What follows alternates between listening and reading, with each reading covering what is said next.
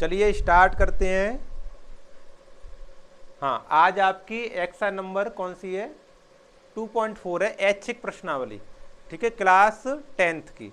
तो उसमें हमने एक क्वेश्चन कर लिया था, क्वेश्चन नंबर सेकंड और थर्ड है। तो पहले क्वेश्चन नंबर सेकंड को देखेंगे।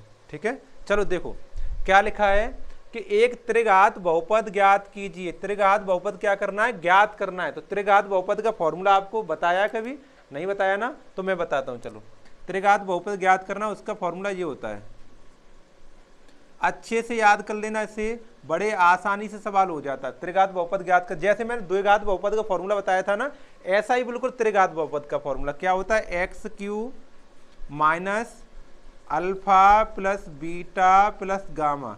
जो मेरे साथ रोजाना पढ़ रहे हैं वो नहीं पूछेंगे अल्फा बीटा गामा क्या होता है। अल्फा बीटा गामा त्रिघात बहुपदों के तीनों शून्यक हैं। ठीक है ना? और यहाँ पर लिखेंगे एक्स स्क्वायर। अब लिखेंगे प्लस, अब लिखा जाएगा alpha beta plus beta gamma plus gamma alpha. ये लिखेंगे इसको एक्स। क्या लिखेंगे? एक्स। ठीक है, अब फिर प्लस लगाएंगे, अब माइनस लगाएंगे, अब होगा अल्फा बीटा गामा और इक्वल टू 0। इतना बड़ा फॉर्मूला होता है। देखो, तीनों शून्यकों का योगफल यहाँ लिखा जाएगा, दो दो शून्यकों का योग गुणनफल करके योगफल यहाँ लिखा जाएगा, माइनस तीनों का गुणनफल यहाँ लिखा जाएगा।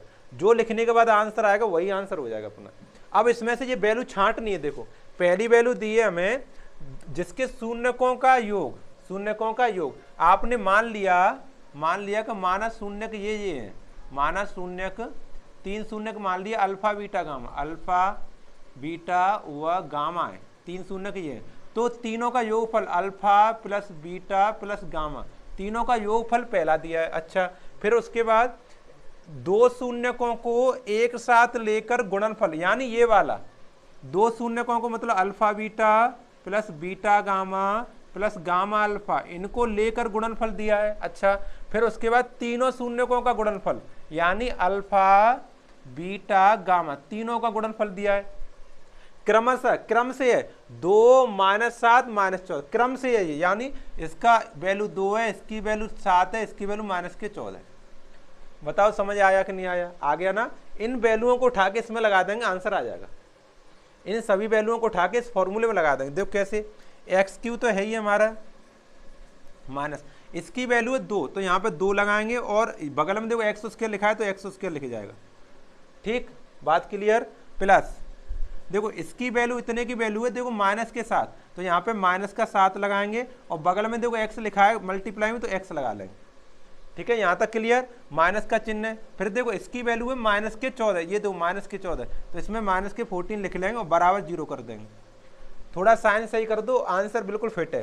देखो एक्स क्यू माइनस के 2x स्क्वायर, देखो यहाँ पे माइनस प्लस, प्लस माइनस क्या होता है? माइनस, माइनस 7x, अब देखो minus minus plus, plus 14 equal to 0। ये आंसर हो जाएगा। क्लियर? यहाँ तक बताओ, समझ आ गया? क्वेश्चन नंबर सेकंड था, बड़े प्यारा क्वेश्चन है ये। ठीक है, चलो क्वेश्चन नंबर थर्ड करते हैं, हटाते हैं इसे। आप लोग वीडियो को बंद करके, हाँ आप नोट कर लिया करो, ठीक है ना? इतने ही समय में, मैं नोट करने के लिए अलग से समय नहीं दूंगा, समय कहाँ है इतना।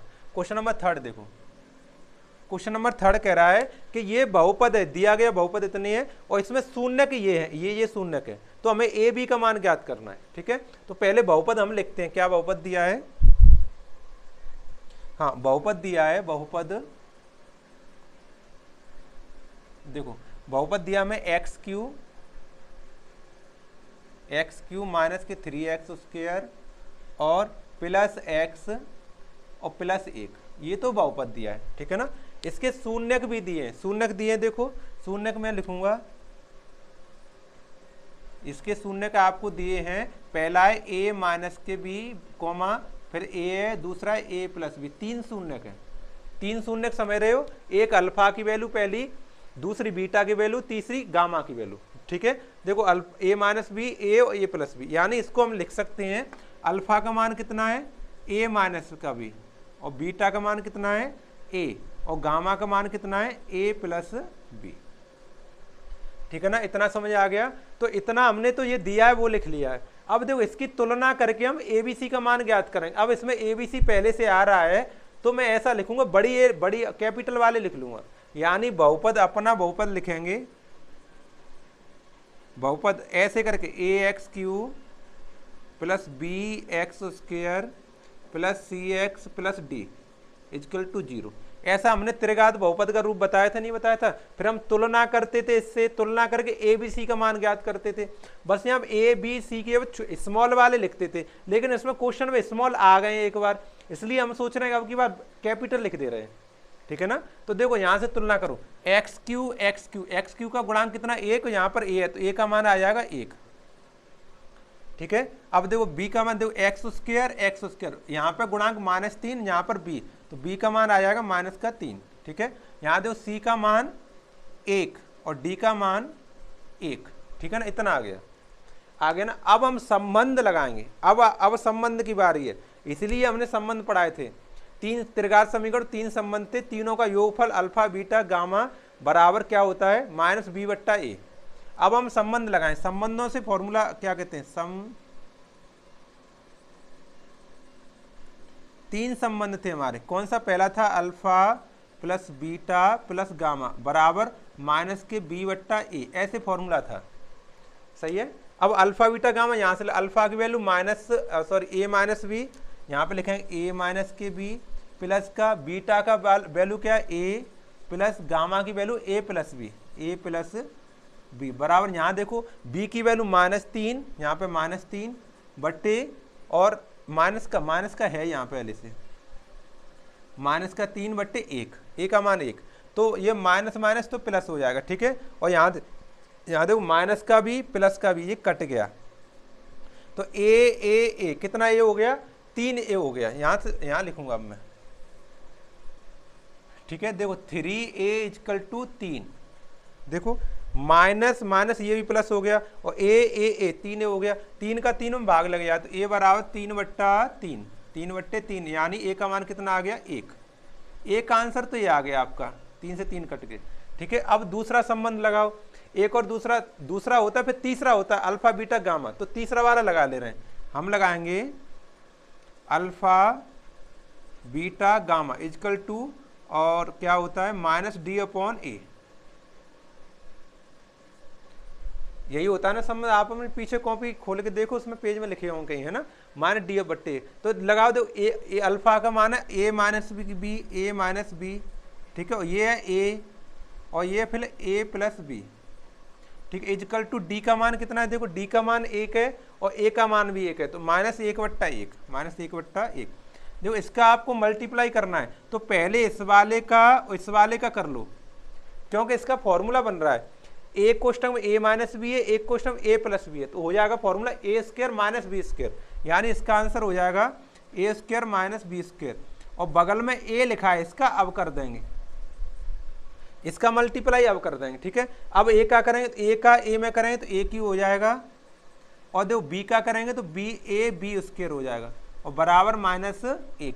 अब देखो A का मान जो 1 निकाला था वो लगा देंगे, यहाँ पर A का मान 1 लगाया था वो लगाएंगे, देखो यहाँ पर 1 का क्यूब -1 × B² इक्वल टू -1, ठीक है ना। अब तो 1 का क्यूब 1 ही रहता है, तो 1 - B² बराबर -1, इधर प्लस का 1 है, उधर जाके माइनस का हो जाएगा, तो -B² बराबर -1 अब जगह नहीं है भाई, अब जगह नहीं है, यहाँ कर देता हूँ, यहाँ जगह, ठीक है।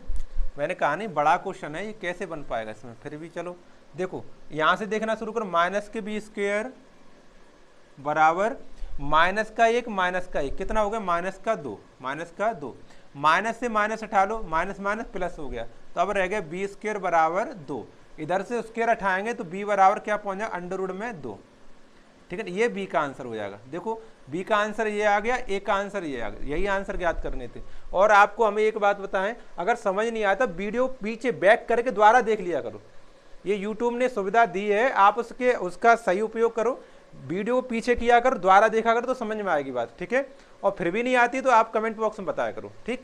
चलो नोट कर लो, ये स्क्रीनशॉट ले लो, ये आपके क्वेश्चन 2nd 3rd हो गए। आगे वाले पार्ट में देखें क्वेश्चन नंबर 4 और 5 5 क्वेश्चन है इसमें, टोटल 2 क्वेश्चन और रह गए। ठीक है, चलो समाप्त करते हैं यहीं।